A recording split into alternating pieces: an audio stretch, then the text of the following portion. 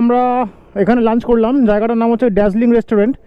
এর আগে আমরা যে রেস্টুরেন্টটা খেয়েছিলাম মানে গতকাল রাত্রিবেলা, তার থেকে আমি এটুকু বলতে পারি যে খাবারের গুণমান অনেক অনেক বেটার। আমি এখন নেক্সট যে কদিন দারিংবাড়িতে থাকবো আমি তো অবভিয়াসলি দার্জিলিং রেস্টুরেন্টেই আসবো বারবার খাওয়ার জন্য। এদের খাওয়া দাওয়ারের কোয়ালিটি কিন্তু নো ডাউট খুব ভালো। দাম হয়তো অন্যান্য জায়গা থেকে 10-20 টাকা করে বেশি, কিন্তু এটুকু বলতে পারি খাওয়ার দাওয়ারের কোয়ালিটি অসাধারণ। তো রেস্টুরেন্টের নামটা আপনারা দেখে নিন, ড্যাজলিং রেস্টুরেন্ট। এটা একদম দারিংবাড়ি মেন রোডের উপরেই অবস্থিত। তো এবারে আমরা যাব নেক্সট স্পট, যেটা হচ্ছে বাটারফ্লাই পার্ক। যথারীতি বরাবরের মতন আমার বাইকটা একটা অ্যাট্রাকশনের পয়েন্ট থাকে অ্যাজ ইউজুয়াল। তো এখনও দেখতে পাচ্ছেন বাইকটাকে ঘিরে অসংখ্য অতি উৎসাহী লোকজনের ভিড়। তো এই রাস্তাটা দিয়ে গেলে আমরা হিল ভিউ পার্কে পৌঁছাবো। এই রাস্তাটা কিন্তু যথেষ্ট খাড়া আছে।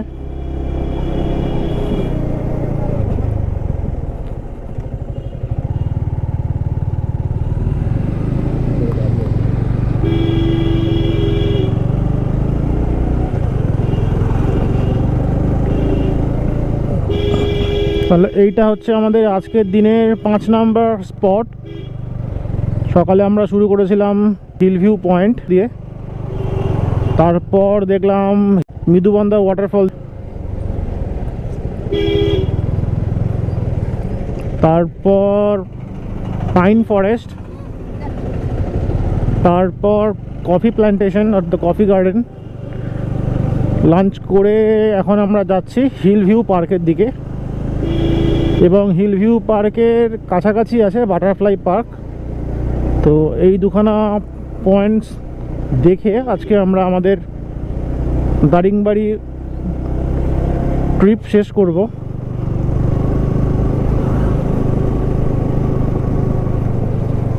তো এই এরিয়াটাও কিন্তু যথেষ্ট কনজেস্টেড, আপনারা দেখতেই পাচ্ছেন। সেটা টুরিস্টের ভিড়ে ভর্তি।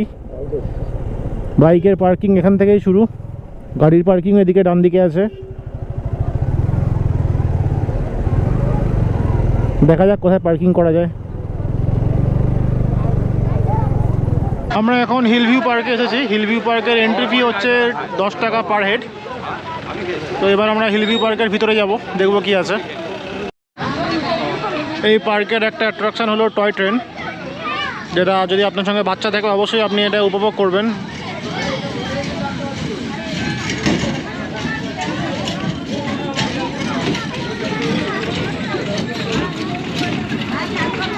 সুতরাং এই টয় ট্রেন হলো হিল ভিউ পার্কের একটা অ্যাট্রাকশন।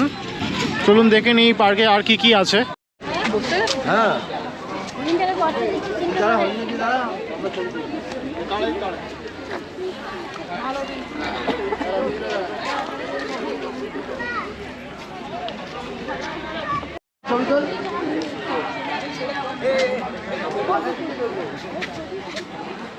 এখানে একটা বাঘের স্ট্যাচু আছে, দেখছেন আপনারা।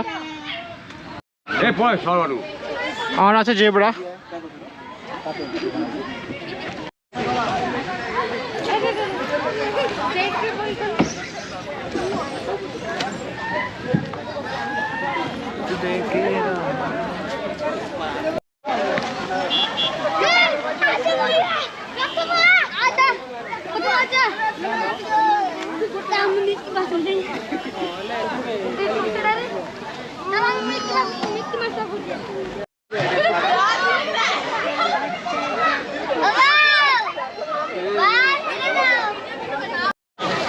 এটা একটা এন্ট্রি পয়েন্ট।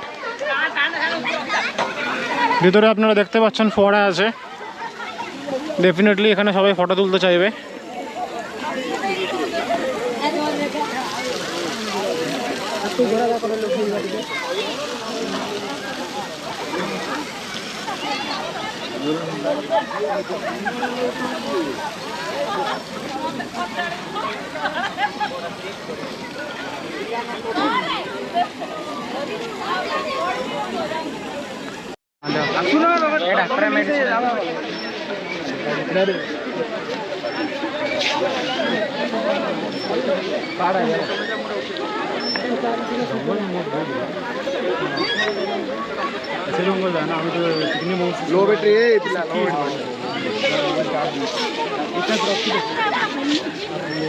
এখান থেকে লুকসটা কিন্তু খুব সুন্দর লাগছে দেখতে।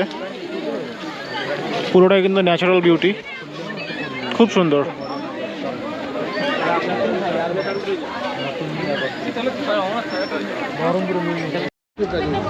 এইটা হলো বাটারফ্লাই পার্ক বা দারিংবাড়ি নেচার পার্ক, এবং এখানে ঢুকতে লাগে 15 টাকা পার হেড। চলুন এবার ভিতরে ঢোকা যাক। নেচার ক্যাম্পের ভিতরে বা নেচার পার্কের ভিতরে আছে মেডিসিনাল প্ল্যান্ট গার্ডেন। চলুন দেখা যাক মেডিসিনাল প্ল্যান্ট গার্ডেনের ভিতরে কি আছে।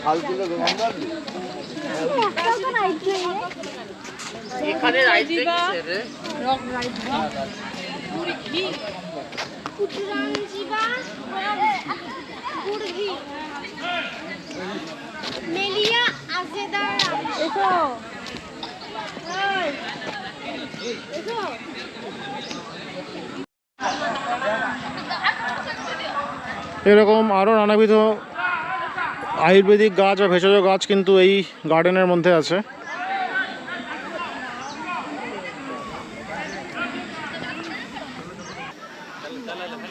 পার্কটার নাম বাটারফ্লাই পার্ক, কিন্তু এখন অবধি একটাও বাটারফ্লাই দেখতে পাইনি, সেই জন্য আমি পার্কের সারাউন্ডিংটা দেখিয়ে দিচ্ছি, সিনিক বিউটিটা এই অবধি। তো যদি আপনাদের কারোর মনে হয় যে বাটারফ্লাই দেখবেন বলে আপনারা এখানে আসছেন, তাহলে ভুল। আমার মতে এই বাটারফ্লাই পার্কটাকে আপনার মানে প্লেসেস টু সিজ থেকে বাদ দেওয়াই উচিত, দেখার কোনো মানেই হয় না, জাস্ট ওয়েস্টেজ অফ টাইম আর কিছু না। বাটারফ্লাই পার্কটা শেষ হচ্ছে ওপেন জিম দিয়ে। আপনারা দেখতেই পাচ্ছেন ডান দিকে এবং বাঁ দিক দুদিকে কিছু ওপেন জিম ইনস্ট্রুমেন্ট রাখা আছে।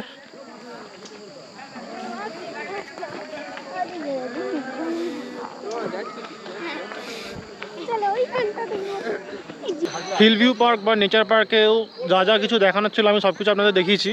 এবার আমরা এখান থেকে আলটিমেটলি বেরিয়ে যাচ্ছি।